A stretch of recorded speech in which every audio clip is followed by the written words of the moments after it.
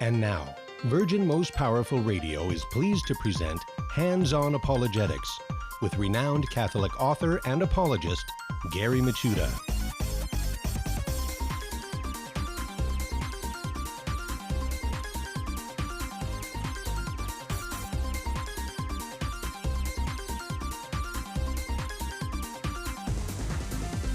And welcome, everybody. Hands-On Apologetics. You have entered into Virgin Most Powerful's Apologetics Dojo. It's great to be with you today. I am Gary Michuta, your host and sensei for this hour, in which we jump in defending, explaining, sharing the faith with clarity, charity, and confidence. Great to be with you today, and we have an awesome show for us because we're going to be looking at, and this is going to be part of a series we're going to do, on the New Age movement. You know, New Age really blossomed in the late 70s, early 80s. It became a huge movement within, certainly in the Western world, where all sorts of strange practices kind of got melded into Western practices. New Age things like,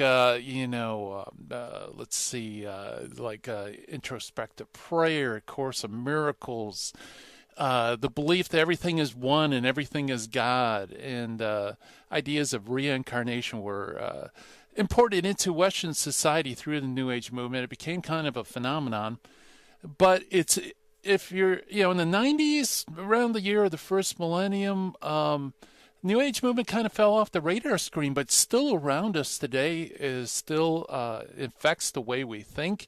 The problem is it kind of has become normalized very much. And so often we may encounter New Age practices and beliefs without actually realizing that we are being confronted with these New Age beliefs. So we're going to have Catholic Bryan Mercier is going to be joining us on the other side of the break, and we're going to break down the New Age movement and look at its core and also its practices.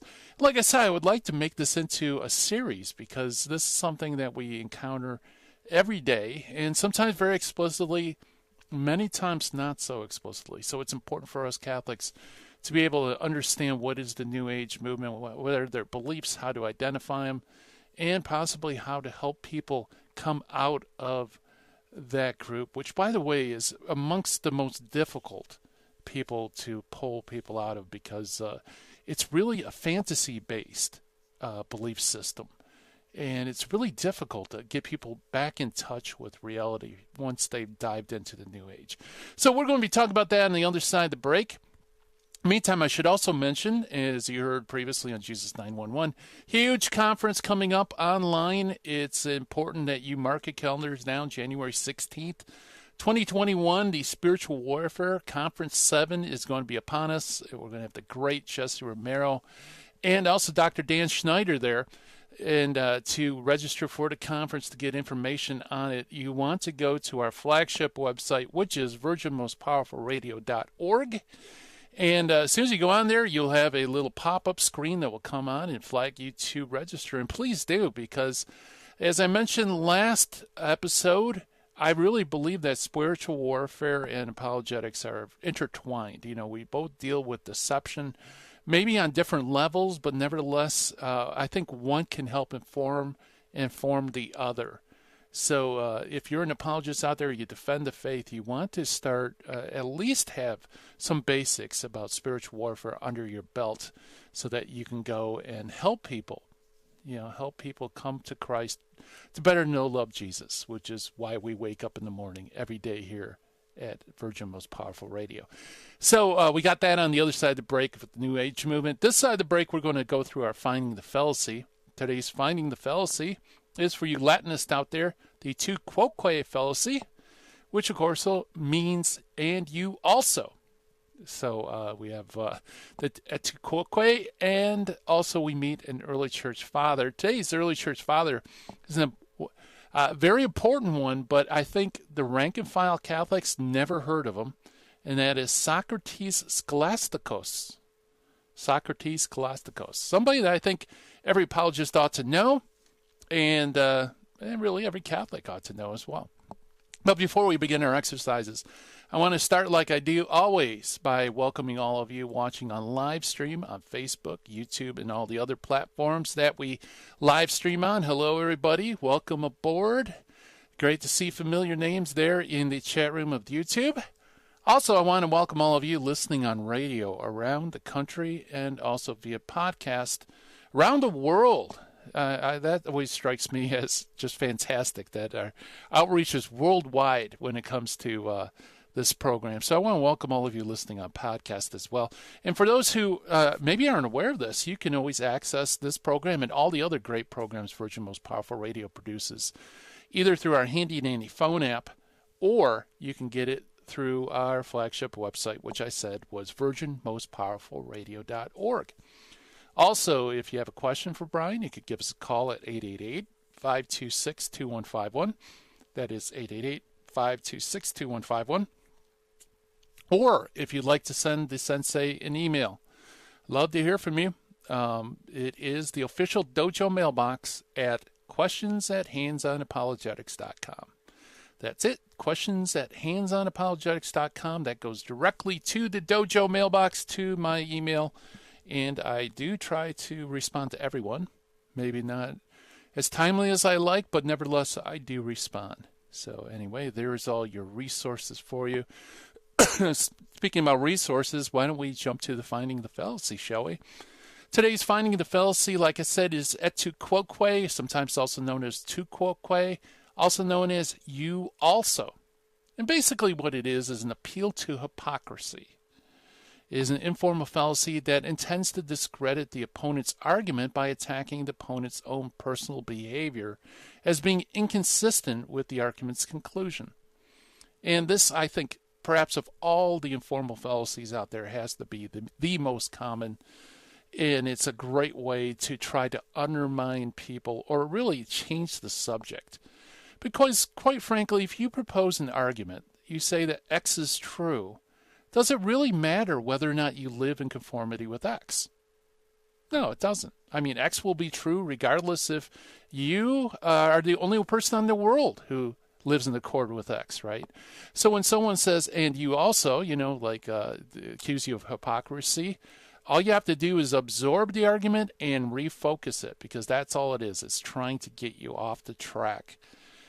So say, look, even if what you said is true, let's say I am a hypocrite, let's say I do the things you say I do, nevertheless, then refocus, what about the argument? This happens awful lot. Like, for example, in pro-life movement, where we will give arguments why it's always wrong to kill the innocent and helpless.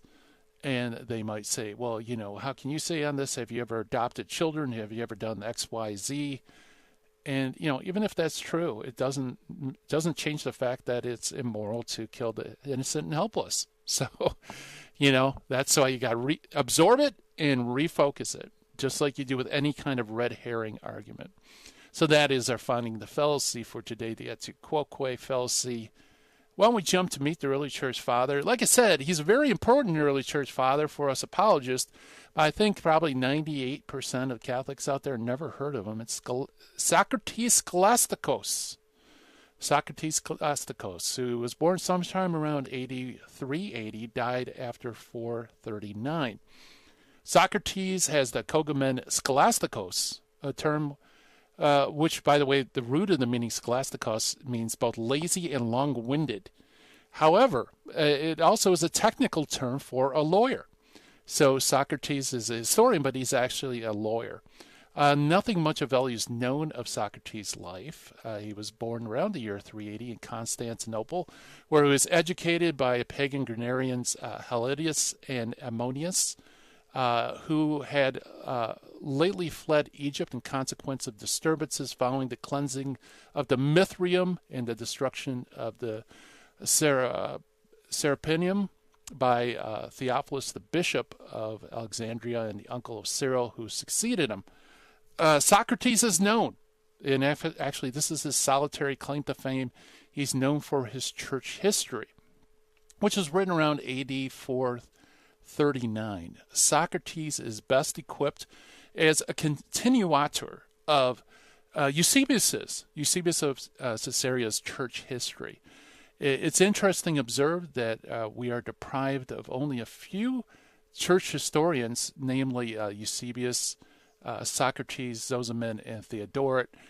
We would, for the most part, lack a solid and continuous history of the church for the first 400 years.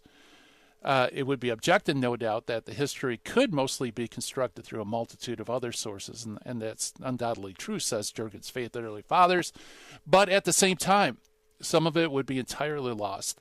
Much of it would be subject to less certain conjecture, and an enormous amount that we now take as fact would remain somewhat under a cloud of uncertainty. Socrates' History of the Church is in 7 books. It was written at the request of a certain Theodore, probably a monk or a cleric, whereas Socrates himself was a layman. The history is professedly a continuation of Eusebius' church history, whose work concluded in 323 A.D., and just prior to the Council of 325 A.D. at the Council of Nicaea. Socrates backtracks a few years to 305 A.D., and the abdication of Diocletian because of things that Eusebius had omitted and because it matters concerning Constantine and Arius. Socrates also found Eusebius to be more intent on rhetorical polish of his composition and on praises of the emperor than on accurate statement of the facts. That's actually Socrates' opening line of his church history. His history covers the years 305 to 439 AD, and it is certainly amongst the handful of great ancient Christian historians, and that is our early church father for today, Socrates, Scholastikos. Coming up next, we're going to be talking to master apologist Bryan Mercier about the New Age movement. Stay tuned.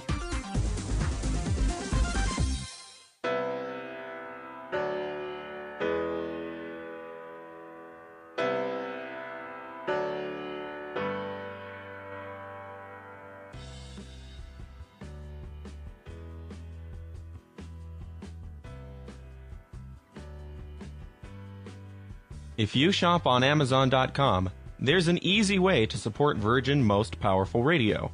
Just visit smile.amazon.com and type in Catholic Resource Center under the desired charity.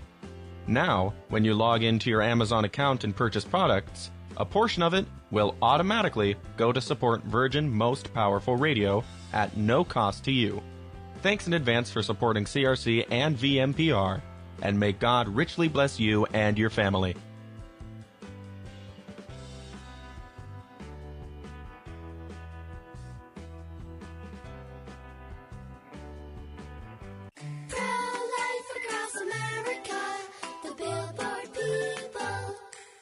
Did you know my mom's gonna have a baby? She is? Will it be a boy? Or will it be a girl? We don't know yet, but we heard the heartbeat and my dad said this is gonna be someone very special. You mean like being a president? Or maybe a doctor. Well, probably maybe like a singer or dancer, I think. Hello, my name is Mary Ann Koharski. I'm the director of Pro-Life Across America. We know that every baby is a miracle and has the potential to do great things.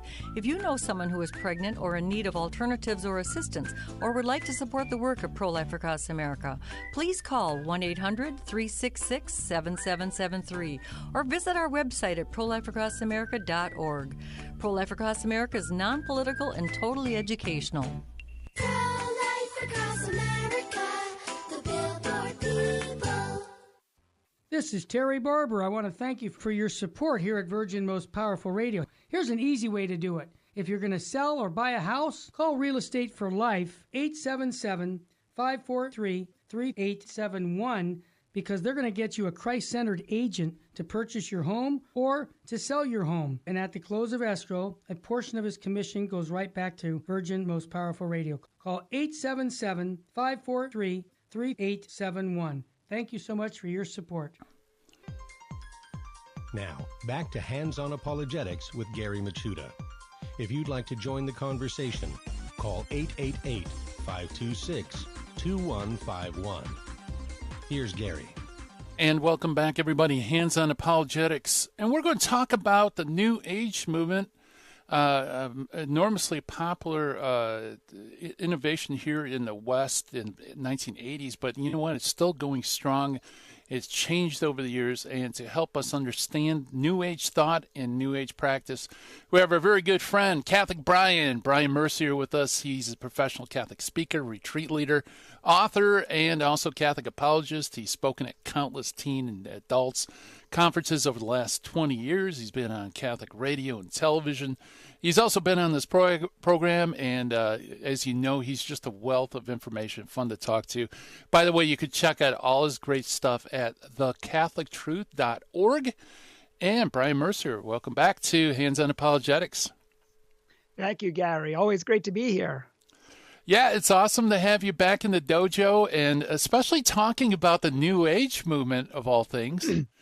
Like I said, back in the 80s when I first started getting into apologetics, that was like the big thing. People were becoming New Agers, getting into pyramidology. Remember that? And all these weird things. And then it kind of fell off the radar screen, but actually I think it just became more normalized. It's still around. We're just so used to seeing it, it doesn't stick out anymore. I would 100% agree with that. And I feel like it's evolved over the years. Many people probably think it's like a hippie movement, from the 70s and 80s. And perhaps in many ways it kind of was. But as you said, it evolved. And that's why if I could do a self-promotion, a shameless plug, I actually wrote a book. It's called Counterfeit Spirituality, Exposing the False Gods with Our Sunday Visitor. And it actually talks about just that, about how it has evolved in many of our modern practices and many of our modern beliefs, and many of the most popular books in the bookstores, in the book racks at airports are all New Age books. Many of our teachers that are going into schools, many of the conferences at businesses and, the self-help days, they're all hiring New Age speakers and gurus to teach these false counterfeit principles. And as close to home as Marianne Williamson, who was running for president, up until recently. And she is one of the godmothers of the New Age movement and A Course in Miracles. So it's everywhere, from Oprah on TV, who's promoting a New Age book almost every month, it seems like, and advertising it worldwide. And just Catholics everywhere are receiving these things at retreat houses. Like it seems like Catholic retreat houses across the country are infested with New Age teaching. So it really is everywhere. And most Catholics just can't recognize it. That's why we called it Counterfeit Spirituality, the name of our book, because you can't often tell the difference between regular money and counterfeit money unless you're trained to see the difference. Yeah, that's a great analogy too, because it's all over. And one thing interesting with this phenomenon was it really was promoted by so-called stars, right? Like you mentioned, Oprah, Shirley MacLaine. Yep. These people came out of the closet in the so to speak in the 80s, kind of and popularized this idea of New Age thought and practice. So it really is something that was kind of sold to us on television.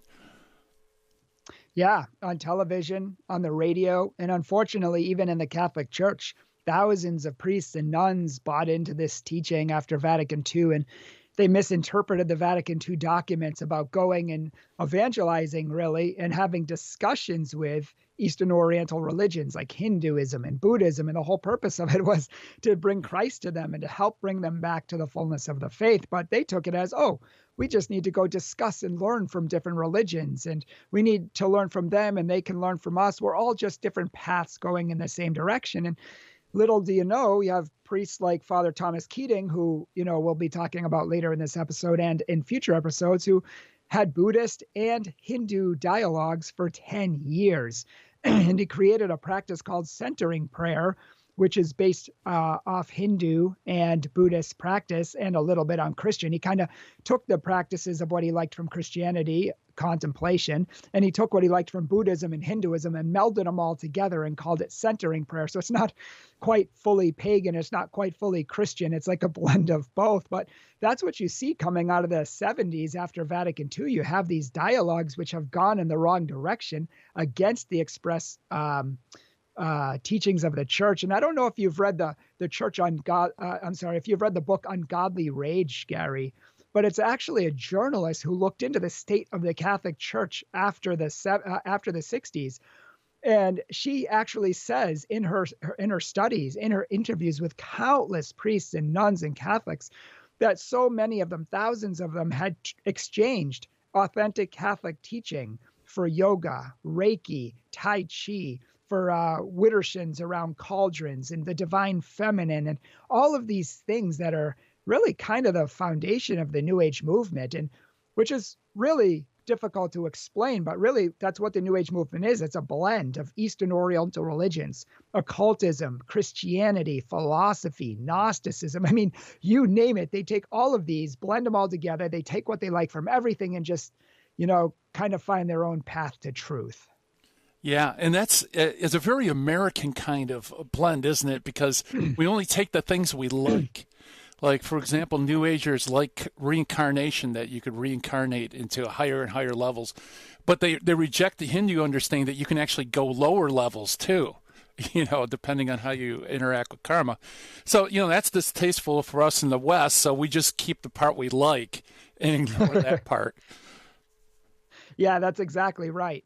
It's kind of, we make up our own truth. It's like, it's kind of like Bruce Lee had his own form of karate, and it was called Jeet Kune Do. And he took what he liked from each of the parts of karate and developed his own style. And it's kind of what it's like, isn't it? Yeah, right. Yeah. So that, I think the hardest thing about New Age movement is because you really have to zero down on exactly what is it. It like you said, it incorporates all these different beliefs and practices. How do we understand what's the core beliefs of New Age? Sure, I'd love to get into that, but if you don't mind me backing up just for a second. Sure. Yeah. I think it's an important point just to start all of this, that I got into this book. I actually started writing this book about 10 years ago. And then I put it off for a while and then picked it back up again. And everybody said it's so needed. The reason I started it was because Catholics, I guess catechesis hasn't been that great over the last 50 years. And most Catholics can't recognize the difference between true and counterfeit spirituality. And I recognized this when I went to a retreat, Gary, in my own state. And it was called Become Who You Already Are. Now, I knew, being a New Age expert, I knew exactly in a second that was a New Age retreat being propagated at a Catholic retreat house, and that I was going to go see it to do research for my book. And I went there, and it was an 8-hour retreat. And the priest, who claimed to be a Jesuit, and he claimed to be so smart, and he claimed to be able to read books in the original French, 1,500 pages, blah, blah, blah. And he gave us all of his credentials, although he was making fun of the Catholic Church. He was persecuting EWTN Catholics who were way too serious and, good Orthodox Catholics. And I was there for 8 hours, and I didn't hear anything discernibly Catholic. And what really hurt me was that he spoke for 8 hours on 3 things: on how to achieve a divine enlightenment, which is really a Buddhist concept and not a Catholic one, but to achieve divine enlightenment through the vehicles of Hinduism, yoga, and through there were I forget the other ones. I think Judaism, the false form of Judaism. It's like a spiritual Judaism. It's kind of a New Age version of Judaism, and also through Zen and like Eastern Oriental meditation. And I thought, as I sat there for the 8 hours, I observed the audience, and I'm thinking, all of these people have smiles on their faces. All of these people are eating this up. These people are loving this. They're asking questions. They're receiving it with not a single person in 100 people that attended this retreat could find any problems with this teaching. And that set off major alarms with me. That told me there was a huge problem in the Catholic Church,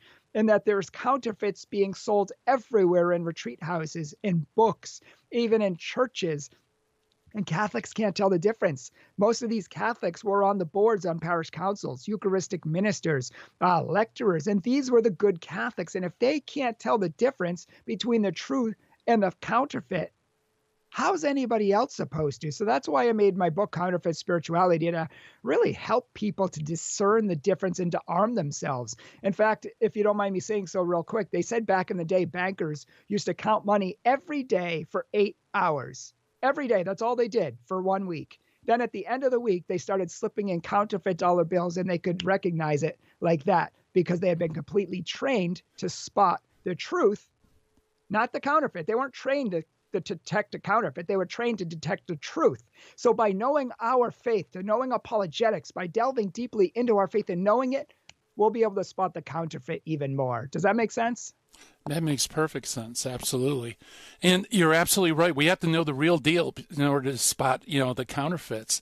And, man, that's, boy, talk about disheartening to go to a retreat like that and just see, 100 bobbing heads just eating that stuff up without realizing this is not Christian whatsoever.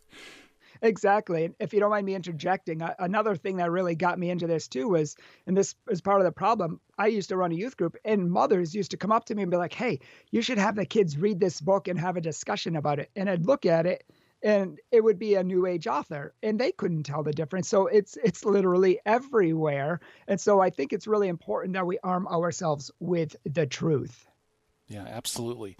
Absolutely. And that's what you're all about. That's what I'm all about. And Amen. I'm glad you brought that up. I wasn't aware of that book.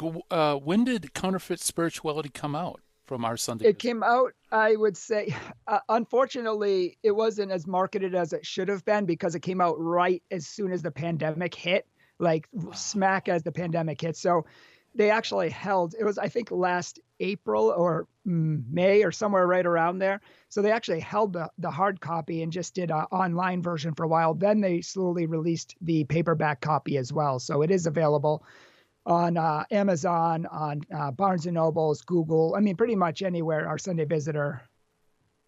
Yeah, absolutely. Well, yeah, I'm glad you mentioned it. I would have been plugging it. So Counterfeit Spirituality, and this is through our Sunday Visitor. Yes, so it they is. could get it online. I suppose they could get through Amazon and all the other outlets. Yes, you could get. Exactly. Yes. Very good. Yeah. So, we're coming up to the break. Maybe on the other side of the break, let's get down into what are the core beliefs of New Age, because they really are very radically different than historic Christianity, to say the least. Let's see. Okay. Well, actually, we have a couple seconds. No, here's the music. I thought so. Okay. Sorry, I'm a little off today on my timing. We're talking with Catholic Bryan Mercier, author of the book Counterfeit Spirituality by Our Sunday Visitor Press. And we're talking about the New Age movement. More to come on the other side of the break.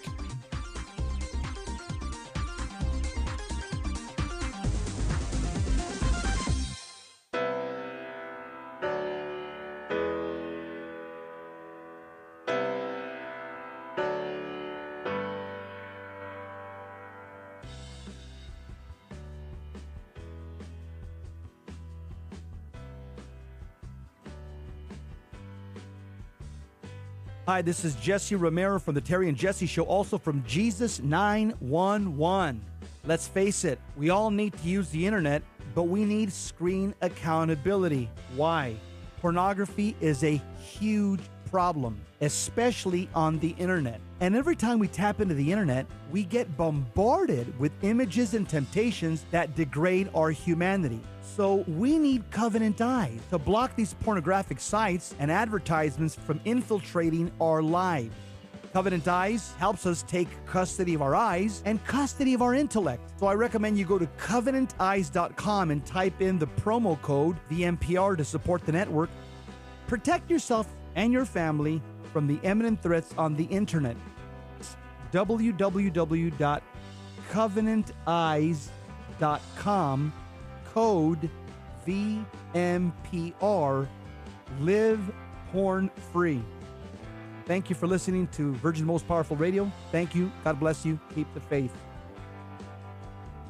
In 1 Corinthians 13:13, St. Paul says, "So there abide faith, hope, and love, these three." According to St. Ignatius of Antioch, faith is the beginning and love is the end. and God is the two of them brought into unity. Then comes everything else that makes up a Christian. May God grant that we may attain all the virtues that make for authentic followers of His Son.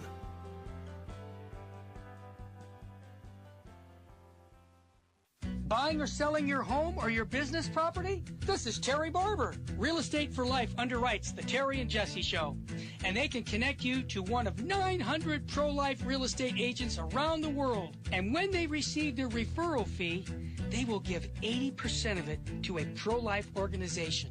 Wow, that's 80%. realestateforlife.org, 877-LIFE-US1. This is Jesse Romero. You're listening to Hands-On Apologetics with Gary Machuda on Virgin Most Powerful Radio. And welcome back, everybody. We're chatting with Catholic Bryan. That is Bryan Mercier of the CatholicTruth.org, and about the New Age movement. And Bryan, let's go into the what are the basic core beliefs of a New Age person? Sure. First, the New Age teaches that about every 2,165 years, there is a New Age. And the last age was the age of Pisces and the age of Christianity. Pisces is supposed to be represented as like a little ichthys type fish. And therefore it says it was like the age of Christianity and Jesus. Now, of all the ages past, they were all earthly religions. They were all earthly goals and endeavors. And even Jesus was an earthly man. So it was tied to this earth. But the point of the New Age, which is the age of Aquarius, it has nothing to do with earthliness. It has everything to do with spirituality, enlightenment, a spiritual awakening, if you will. And so New Agers will actually say that the whole purpose of our goal is to get out of ourselves, because we can't know the truth as humans. Only our consciousness, in a sense, our spiritual self, which is invisible, can know what the truth is. And New Agers will actually make a big distinction between Jesus, the person who lived 2,000 years ago, the man, and then make a distinction between the man Jesus and then the Christ, which is a perfect state of being. See, Jesus became the Christ when he achieved enlightenment. I could just imagine what your listeners are thinking, Lord. They're like, well, what are you talking about?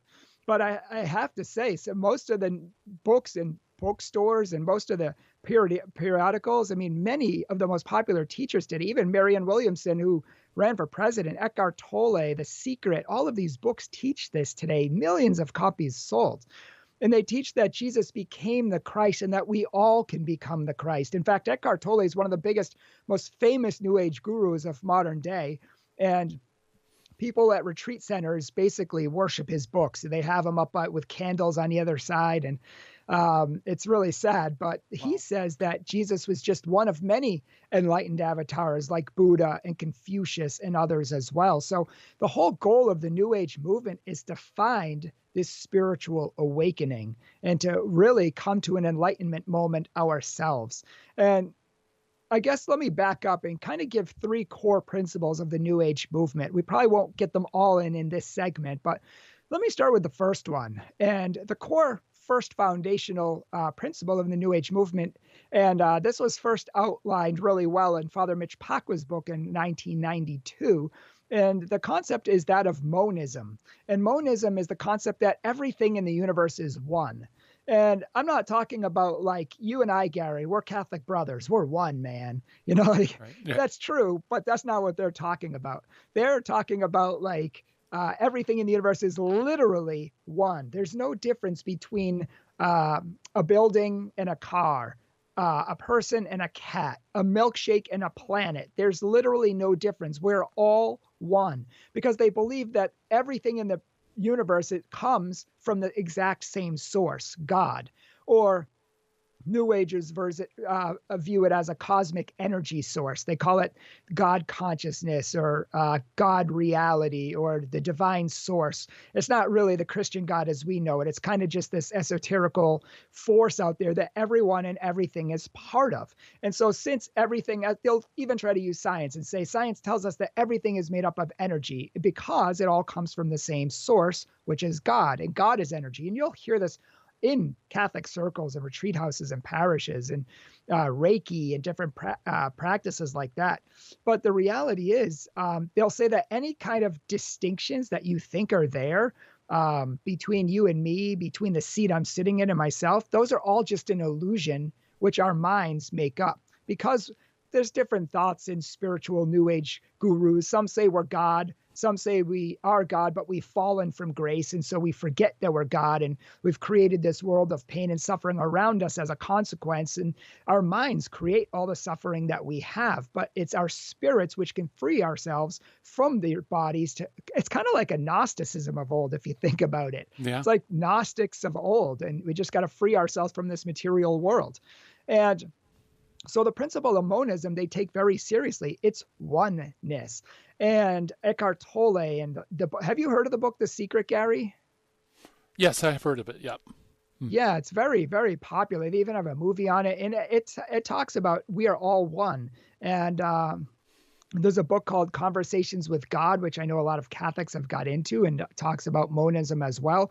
And it's this whole oneness comes down to the fact that everything is an illusion. And we need to wake up from the dream that we're in to see the reality. And once we uncover the reality of our earthliness, so to speak, this false self that we've created. And New Agers love to make this concept between the true self and the false self. The false self is the self we've created. The true self, with a capital S, is a divine self. And you'll see that all over A Course in Miracles, which is one of the Bibles of the New Age movement.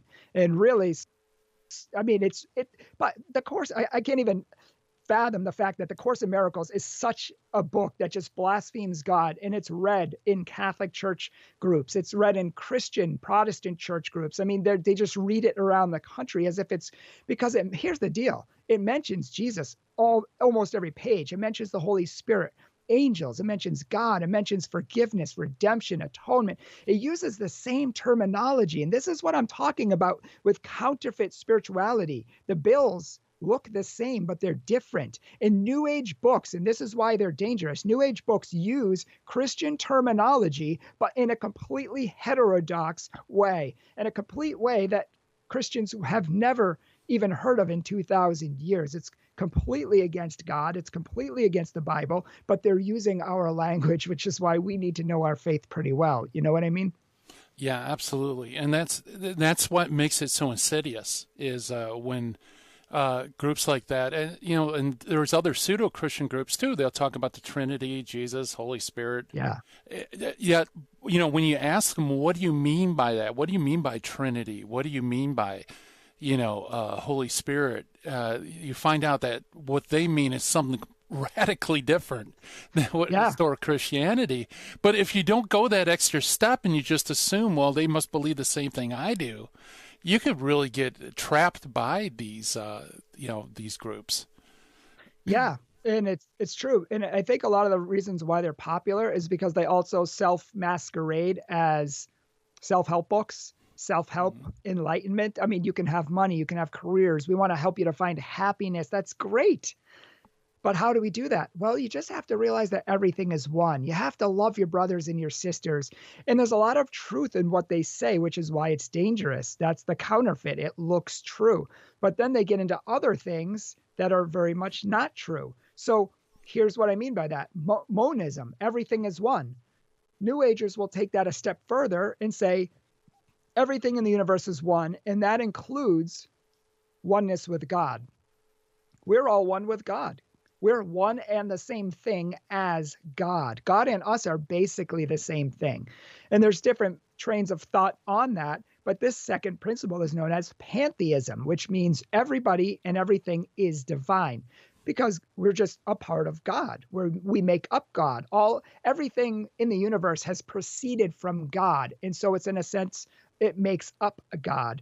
And that's why you'll see in all these New Age Christian writings that the true self and the false self being of this world and the true self being of the world to come. And in fact, Father Basil Pennington is a Catholic priest. He's one of the founders of the modern day centering prayer movement. And he has a whole book called True Self, False Self, and talks about this exact same Hindu Buddhist type philosophy as a Catholic priest. There are many nuns who teach this as well. And in fact, there's one famous nun, and I just blanked out on her name, but her writings are everywhere. And she talks about the true self and the false self, the true self being really divine. And in fact, Father Keating, who's the primary founder of the centering prayer movement, which maybe we can discuss on our next show, but centering prayer is not really Catholic, even though it's practiced at many Catholic parishes. In fact, Father Keating says this. He says that God and our true self, and he capitalizes the word self to show that we're divine. He says God and our true self are the same thing. Even though we are not God, he says God and our true self are not separate. They are the same thing. And I'm like, wow. He also has another quote. I believe that one came from his book, Open Mind, Open Heart. But he has another quote that says, the first part of our spiritual journey is to realize that there's an other, capital O. The second part of the journey is to realize that we are the other. And the third and most important part of the journey is to realize that there is no other. Wow.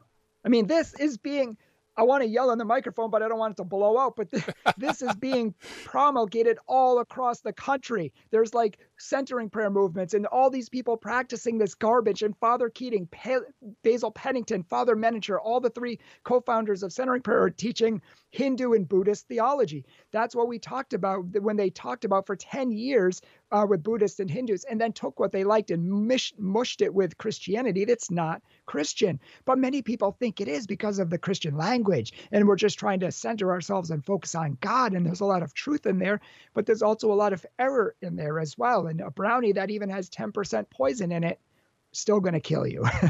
Yeah, right.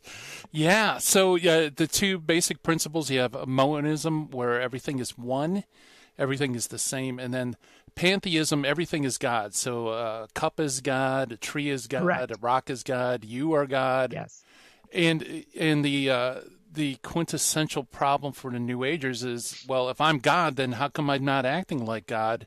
And that's where the Enlightenment comes in, that you have to strip away this false idea of self and realize that the divinity within you, and that's the ultimate goal. Bryan, are you with me? I am. Sorry, you just broke up. I heard the beginning of what you were saying, and if I understood what you were saying that the divine enlightenment is the key. Why aren't we God? Why don't we know we're God and we have to come to enlightenment? Is that what you were saying? That's what I was saying. And I hear the music come up. We're chatting with Bryan Mercier. More to come on the other side of the break. Listening Hands on Apologetics.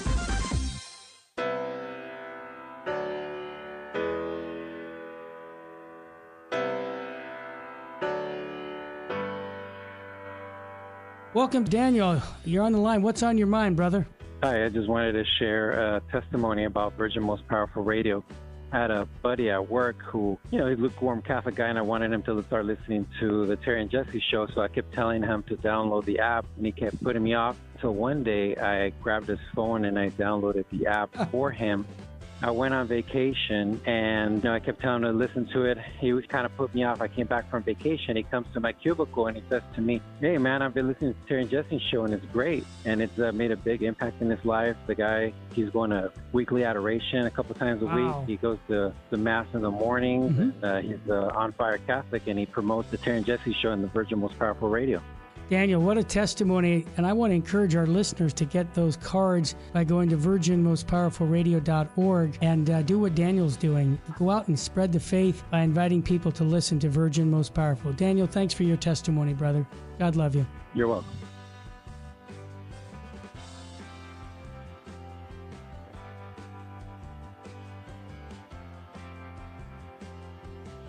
Leviticus 11:44 says, "Consecrate yourselves and be holy, because I am holy."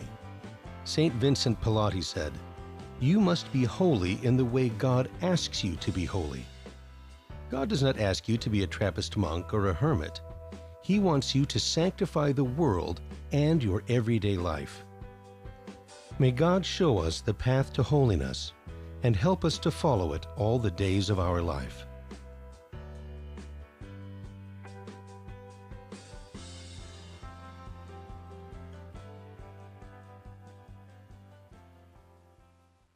Buying or selling your home or your business property? This is Terry Barber. Real Estate for Life underwrites the Terry and Jesse Show.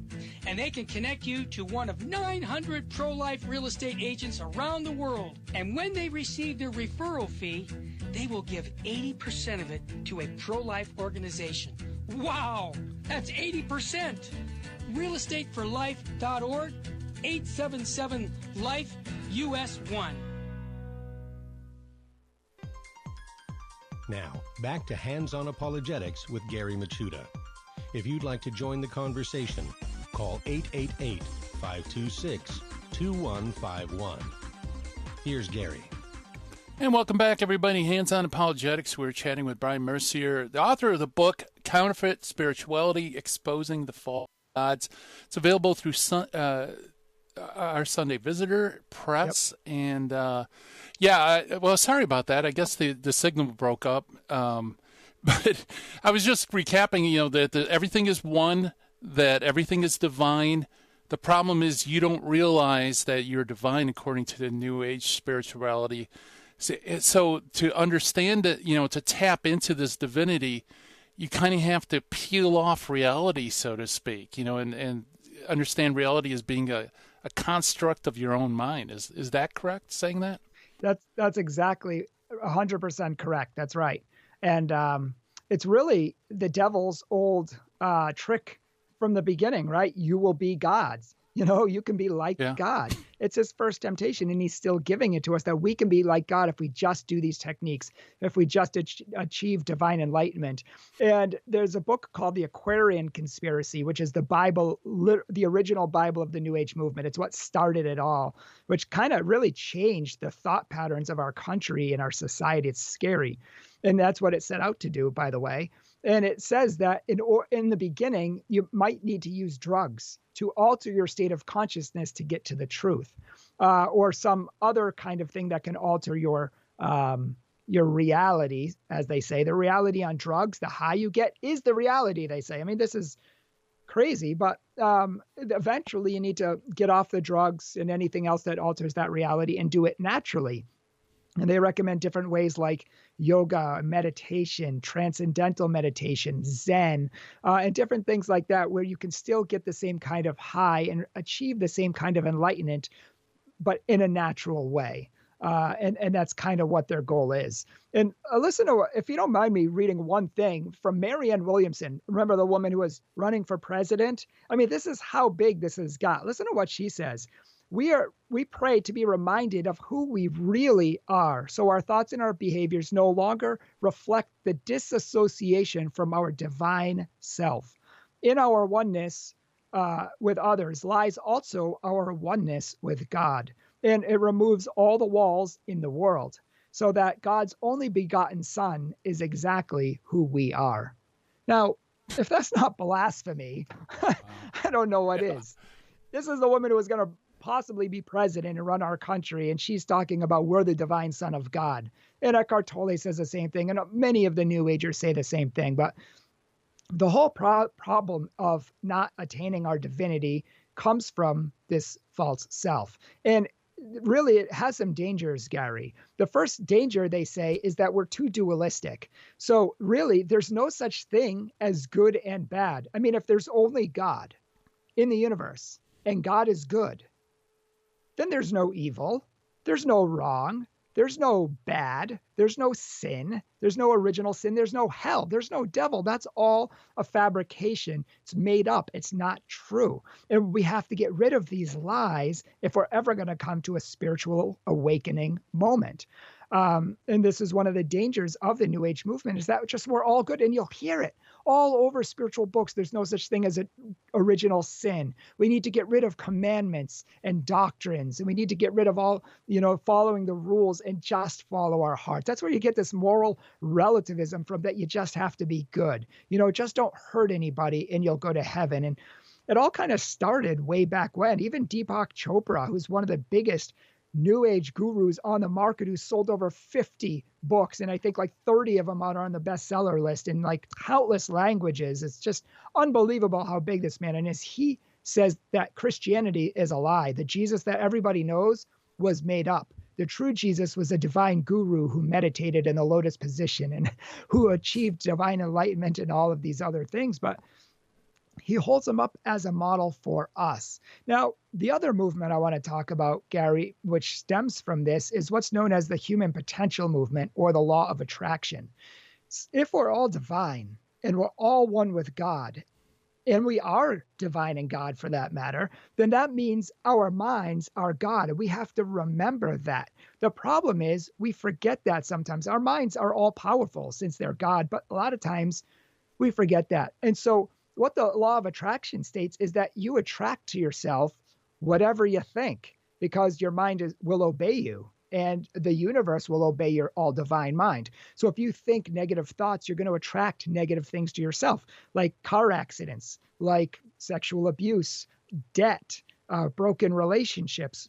Conversely, if you think positively, you're going to attract positive things to yourself, like a good job, good relationships, lots of fame, power, money, whatever you want. Sky's the limit. And in fact, the book The Secret, which is really the premier book on this, it says that the sky's the limit, and there is no God that will judge your life. And in fact, this book says that you are God in a physical body. You are spirit in the flesh. So whatever you say goes. Of course, this is after 100 pages of fluffy fluff. You can have whatever you want. And now we're getting serious blasphemy here. But the whole thing is that like attracts like. And if we attract good things to ourselves, we're thinking positively. And if we attract bad, we're thinking negatively. You can have everything you want if you just fix your thinking. And in fact, the Conversations with God book, which was bestseller, all of them, and they said that Hitler is in heaven because there's no such thing as hell. The devil doesn't exist. He didn't do anything wrong. We just think he did because of our fragmented mind, which creates illusion. I mean, this is dangerous thinking, Gary. Wow. Very dangerous. If Hitler didn't do anything wrong and there's no real, they said he made a mistake, but if he didn't really do much wrong, then what's the problem with future Hitlers coming and committing mass genocide? What's really the problem with committing murder and all of these other things if they don't really exist in the first place? And you can see some of the dangers here of this kind of thinking. Oh, sure. In fact, it makes the victim turn out to be the perpetrator, because if a woman's raped, the New Age thought says that basically you caused that rape to happen to you. Right. Because you weren't properly enlightened and you attracted this behavior. So actually the victim becomes the perpetrator in that kind of weird, twisted New Age morality. Yeah, it's exactly right. And some of your listeners might not agree with that. They might, that's not true. But if you actually read my book, I quote people who teach this, including Conversations with God. And you can't see in between my shelves. You can barely see in between my shelves. There's like in between, I have a 5-foot stack of books, all New Age. And there's a book called The Jesus Path. And it goes extensively into the fact that sexual abuse victims brought that upon themselves because they thought too negatively. It's their own fault. If they had thought positively, they would have attracted good things to themselves. They just need to fix their train of thought. It's not the rapist's fault. It's their fault. And that's terrible. It's damaging. It's not Christian. It's not godly. And it's not true. And in fact, this is all the opposite of what Jesus taught. I mean, did Jesus attract to himself his death on the cross? Did Jesus attract to himself being maligned and spit upon and beat up and abandoned by the apostles? Of course not. In fact, Jesus said, if you don't pick up your cross and carry your cross, then you have no life within you. You're not worthy to be my disciple. So Jesus said we have to carry our cross. It's part of the Christian life. He taught us that we need to serve others. Now, sure, let me just say right here, and if I'm running out of time, let me know, but let me just say that there is truth in the law of attraction. I mean, if you think more positively in life, that's a good thing. You're much more likely, if you think positively, to get a good relationship, or to nail a job interview, or even to apply for a job interview. Whereas if conversely, if you think negatively, you're much more likely not to go ask that girl out. You're much more likely not to think that you can get the job. I can't do it. I can't do anything. So there are grains of truth in there, but it's one thing to say that you can think positively and kind of, define your life, which is true. But to say that you are God in a physical body, that there's no God who's going to judge your actions, even though our creed and our Bible say that God is going to judge the living and the dead.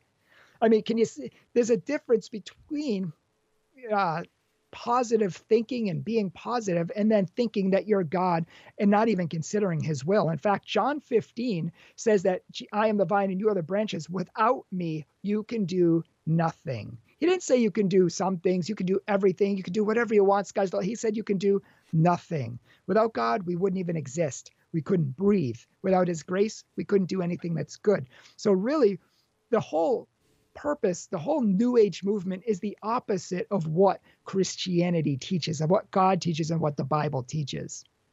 Yeah, absolutely. I hate to add on to that, but it's just, it's like an inverse of Christianity. It's almost like the flip side of everything we believe. And you're absolutely right. It's, how when you start thinking about rationally, it doesn't make any sense. And I think that's part of New Age, is that they encourage people not to think rationally, to kind of enter into a kind of fantasy world, and that makes it very difficult to get people out of it, because they really are kind of out of touch with reality on purpose.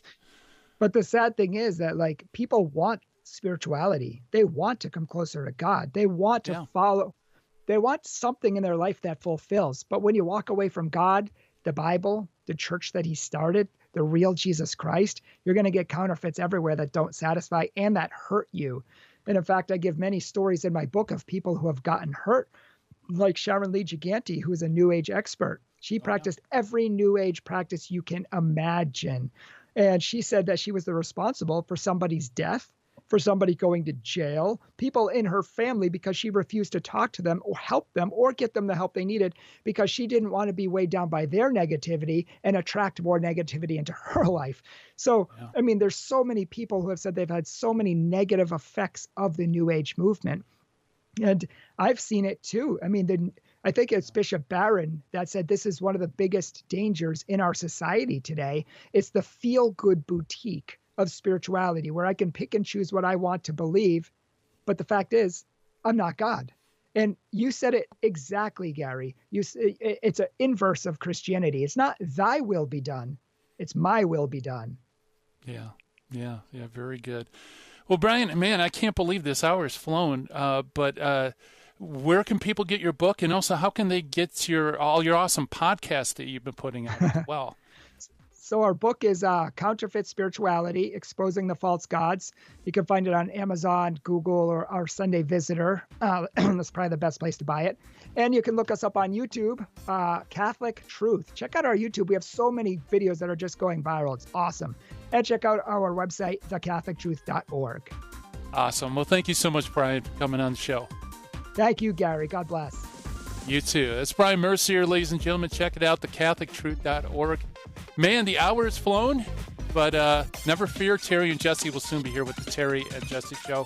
Thank you so much for tuning in. It's already time for me to shut down the Midwest Command Center here, turn off the dojo lights. Thanks for tuning in. God willing, we'll be back again tomorrow. I'll do this thing we call Hands on Apologetics.